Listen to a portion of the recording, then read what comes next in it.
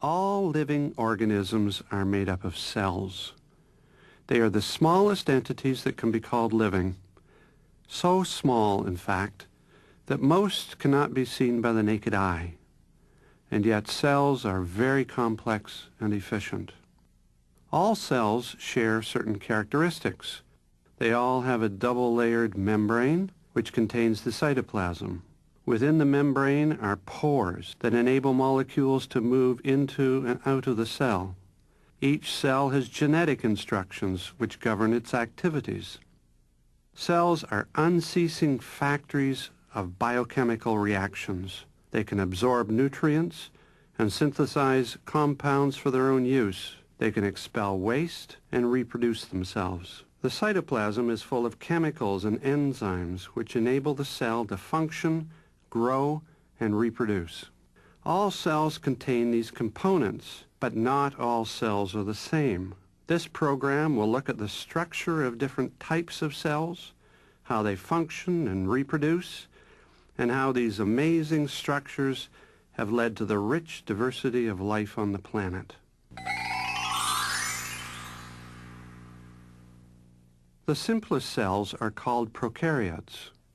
These single-celled microorganisms are believed to be the earliest form of life on the planet. They are so small they can only be seen under a microscope. Bacteria, which are prokaryotic cells, proliferate in oceans, soil, swamps, and inside other organisms.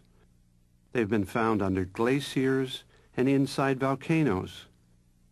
In fact, there are millions of bacteria inside our bodies. Fully 1/2 of the Earth's living material consists of these single-celled microorganisms. Prokaryotic cells are tiny.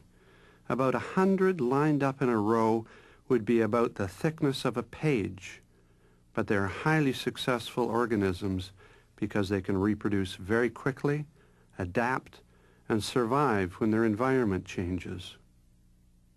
Prokaryotic cells have a relatively simple structure. They are bounded, like all cells, with a double-layered cell membrane which encloses the cytoplasm.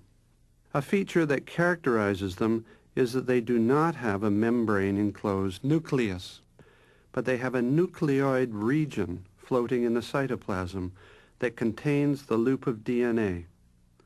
The DNA is the genetic information that governs the cell by providing the instructions for all of its activities.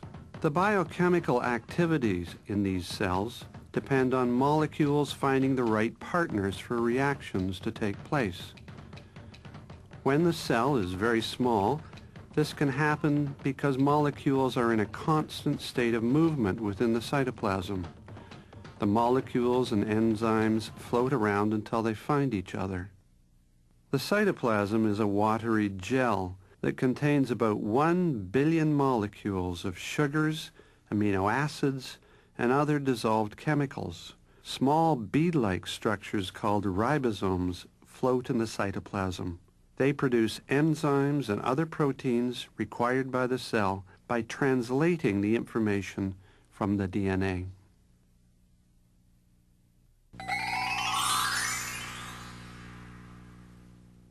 Eukaryotic cells are found in all multicellular plants and animals.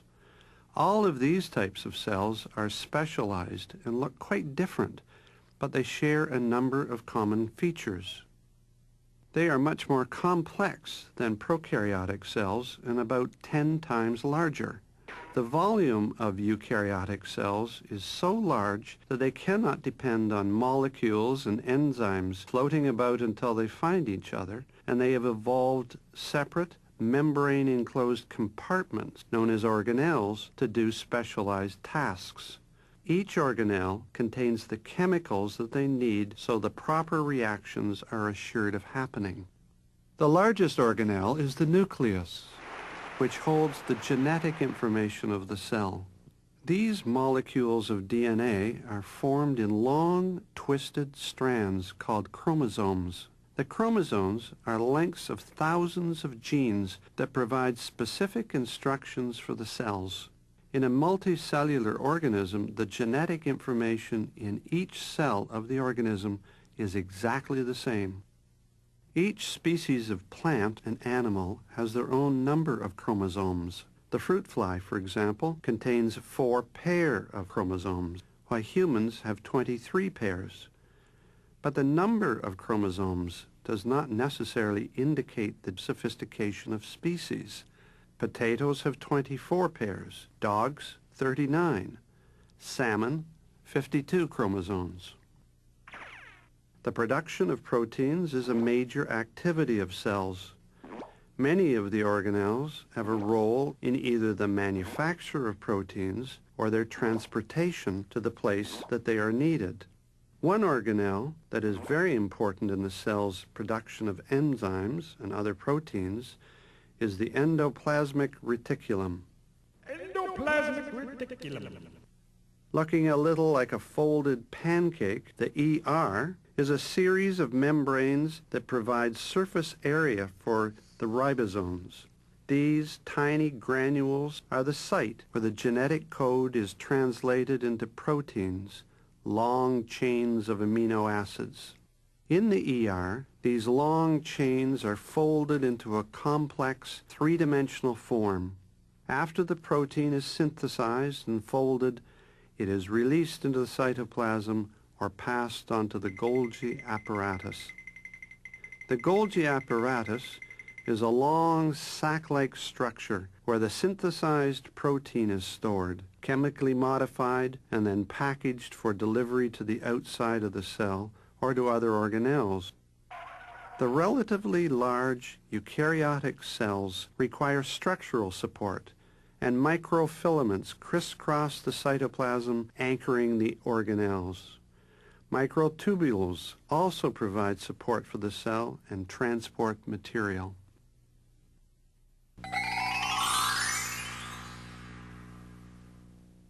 There are certain common features in all eukaryotic cells, but animal and plant cells are different in fundamental ways.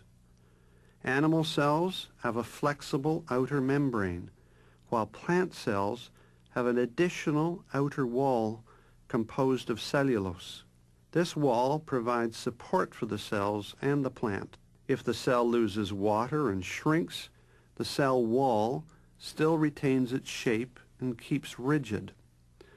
Under a microscope, most plant cells appear to be box-like.